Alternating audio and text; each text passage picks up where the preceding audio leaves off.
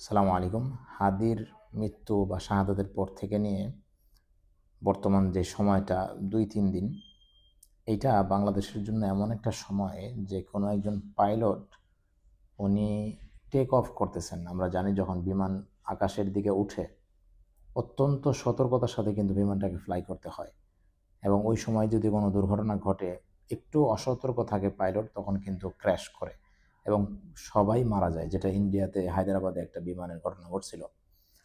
এখন এই সময়টা যদি আমরা ভাঙচুরের মধ্যে ব্যস্ত থাকি বা এই সময়টাতে আমাদের যেই কাজ করা উচিত, অর্থাৎ উপদেষ্টা পরিষদকে ঠিক করা, যেটা ঠিক না করার কারণে ইউনূস সাহেব মন মতো লোকজনকে বসানোর কারণে আমাদের জুলাই বাতিল হয়েছে, সেইটা না কইরা অন্য কাজে ব্যস্ত থাকি, তাহলে যেটা হবে আমরা কিন্তু ফ্লাই করতে পারবো না এবং ক্র্যাশ করব। এবং এই ধরনের সুযোগ কিন্তু মানব ইতিহাসে এই ভূখণ্ডে সাধারণ মানুষ কখনো পায়নি। কারণ এই আপনি ইতিহাস দেখেন, এই ভূখণ্ড কারা শাসন করছে?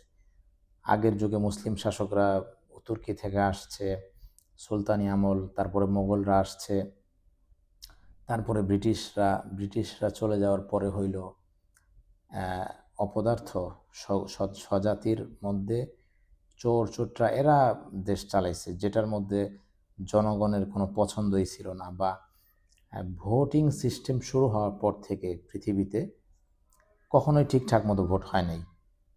ফলে আমরা কিন্তু সুযোগটা পাইনি। এখন এটা একটা যুদ্ধের কৌশল। আমরা যদি সঠিক কাজ না করে অন্য কাজে ইন্ডিয়া বিরোধী বক্তব্য দিয়ে, দেখেন ইন্ডিয়ার বিরুদ্ধে বক্তব্য মরার আগ পর্যন্ত দিতে পারবেন। প্রথম আলোতে হামলা আপনি মরার আগ পর্যন্ত করতে পারবেন, ৩২,০০০ বার ভাঙতে পারবেন। কিন্তু আপনি যদি উপদেষ্টা পরিষদ ঠিক না করেন, এখানে মাহমুদুর রহমানের মতো দেশপ্রেমিক লোকজনদেরকে না ঢোকাইতে পারেন, আপনি স্লোগান দিতেছেন স্বরাষ্ট্র উপদেষ্টার ব্যাপারে, আসিফ নজরুলের ব্যাপারে কিছু বলতেছেন, আমি খুব অবাক হই যে একটা জাতির সবাই এরকম অথর্ব হয় কিভাবে, সবাই এরকম নাচে কিভাবে, স্লোগান দেয় কিভাবে, শুধু মানে বুদ্ধিহীন স্লোগান, শুধু দিল্লি না ঢাকা এসব স্লোগান। ভাই, এসব স্লোগান তো আমরা জুলাইয়ের পরেও দিছি, কিন্তু ইউনূস সাহেবের পছন্দের লোকজন, যে মোস্তফা সরোয়ার ফারুকী, এরা তো এই যে রেল স্টারের লোক, তো এদেরকে যে বসায় দিল, এদেরকে যে সরাইতে পারলাম না, তার মানে আমরা ব্যর্থ।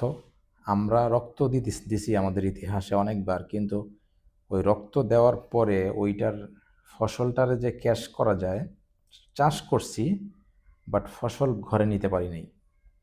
তো এইভাবে যদি আমরা এখন সময় ক্ষেপণ করি, যুদ্ধের মধ্যে একটা টেকনিক আছে, আপনার প্রতিপক্ষের যদি আপনি শক্তিটা অযথা কাজে তারা নষ্ট করে, তারা যখন দুর্বল হয়ে যায় তখন কিন্তু তাদের উপর অ্যাটাক করা যায়।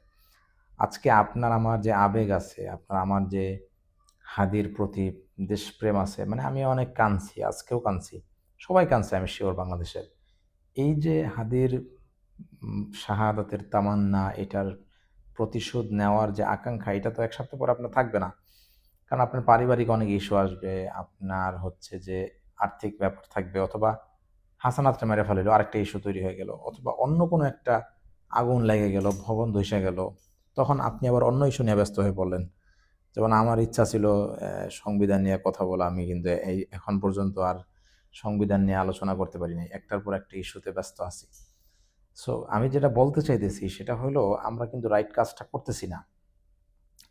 আমাদের জুলাই যেই কারণে বাতিল হইল, যে ইউনূস সাহেব তার ইচ্ছা মতো অযোগ্য লোকদেরকে উনি উপদেষ্টা পরিষদে নিয়োগ দিল, আমরা কিচ্ছু বুঝলামও না, বলতেও পারলাম না। তো এখন তো আমরা 1 বছরে বুঝতে পারছি যে কি কারণে জুলাই বাতিল হইলো। এই যে হাদি, হয়তোবা হাদির বক্তব্য আছে, হাদিকে আমরা অনেক বেশি চিনি, এই জন্য হাদির ব্যাপারে আমরা কষ্ট পাইতেছি। কিন্তু দেখেন, এই যে 1400 শহীদ, যাদের আমরা নামও জানি না, তাদের পরিবারের কাছে কিন্তু তাদের দাম হাদির চেয়ে কম ছিল না, হাদির মতোই ছিল।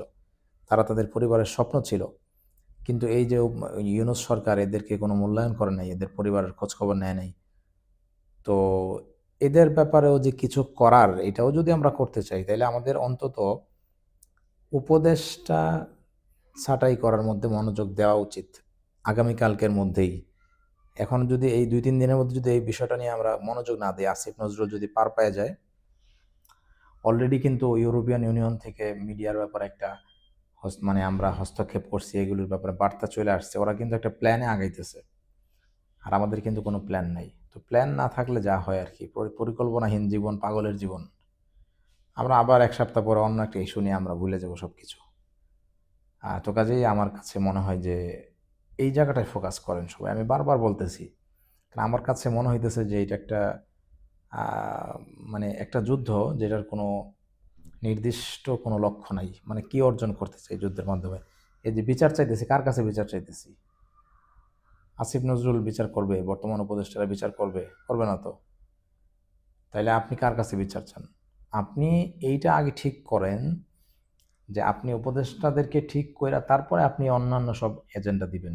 তারপরে আপনি বিচার চান। আপনি বিচারহীনতার কারণে বা খনিকে ধরতে না পারার অপরাধে উপদেষ্টাদের পদত্যাগ চান, ইউনূস সাহেবের সাথে বসেন, তারপরে আপনি অন্য বিষয়গুলো নিয়ে কথা বলেন। আপনি 1 বছর লাগায় ভারতের সমালোচনা করেন, কিছু বলবে না। কিছুই, মানে এখনো যদি আমরা ভারতের সমালোচনা করি তাতেও ভারতের কিছু হবে না। আর যোগ্য লোককে উপদেষ্টা বানায়ও যদি সমালোচনা করি তাতেও সমালোচনার দ্বারা কিছু হবে না। যোগ্য লোক বসাইলে তারা ভারতের থেকে বাংলাদেশের স্বার্থ হাসিল করতে পারবে। কিন্তু যোগ্য লোক না বসায় আপনি হুদাই সমালোচনা করলে কিন্তু আমাদের স্পৃহাটা নষ্ট হয়ে যাবে, সময়টা চলে যাবে। এই মোমেন্টাম আমরা আর পরে পাবো না। পরে আবার ওই পেছন থাপড়াইতে হবে। কাজে এখনও সময় আছে। কালকের দিনটায় এইটা নিয়ে আপনারা সবাই একটু ভাবেন। আমার এই ভিডিও যদি কেউ দেখে থাকেন যারা শাহবাগে যান, তারা নেতৃস্থানীয়দের মাথায় এই জিনিসটা দিয়েন যে ভাই আমাদের স্পেসিফিক পয়েন্টে আগাইতে হবে।